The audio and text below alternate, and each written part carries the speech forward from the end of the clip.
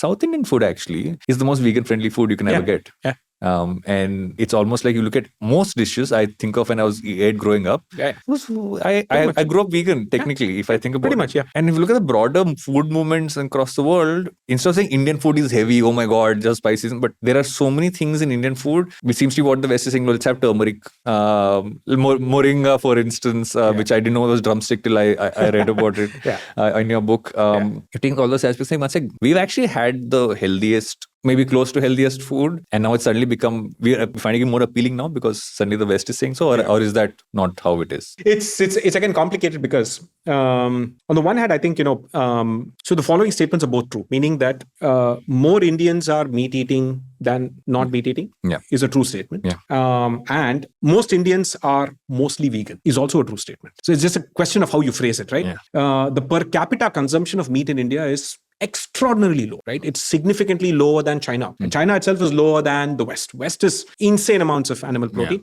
You're in the tropics, you're definitely going to consume more plants than if you're in the colder climates. You'll have a history of consuming. There's such tremendous diversity of cuisines in the world. And the reality is you can be healthy on every single one of them. And what you eat has a lot less of a role to play than how much you eat and the overall balance and so on. Even that is weird because I think, Inuits in Alaska and in North Canada,